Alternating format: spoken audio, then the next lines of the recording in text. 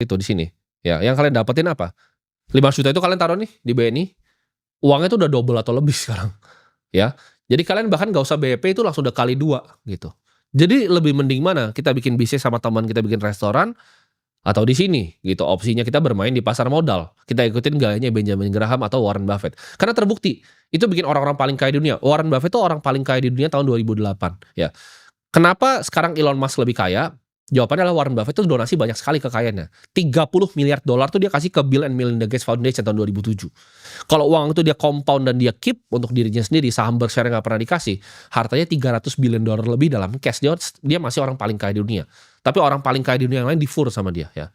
Karena dia pakai taktik ini. Ketika murah dia beli, ya. American Express waktu itu kena masalah dia beli. Coca-Cola waktu itu kena masalah dia beli. Ya, saham-saham perusahaan yang menurut dia diskon, ya udah dia beli gitu. Screening saham gitu kan. Screening perusahaan ini apa yang kita cari? Balik lagi. Perusahaan tuh ada yang memang beberapa sektor, apalagi di negara-negara seperti kita itu yang lebih baik dibanding yang lain. Contohnya gue selalu bilang perbankan tuh selalu lebih baik. Kenapa? Karena ini kata-kata dari Nathan Rothschild yang selalu gue simpen. Yaitu the only business worth doing, satu-satunya bisnis yang worth it untuk dikerjakan adalah bisnisnya uang.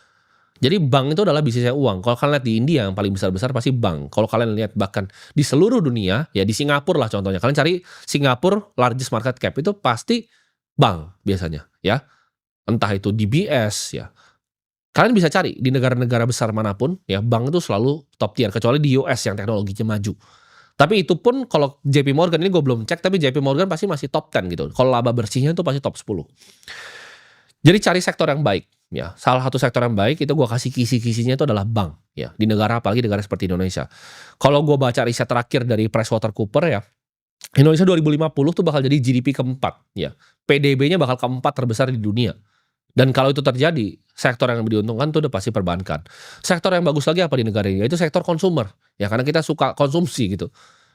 Jadi ketika kita suka konsumsi itu pasti bagus. Dan sektor ketiga yang bagus tuh pasti di negara seperti ini adalah energi. Karena ini adalah negara yang ekstraktif gitu. Yang banyak kaya di sini tuh antara dari tambang batu bara, ya kan.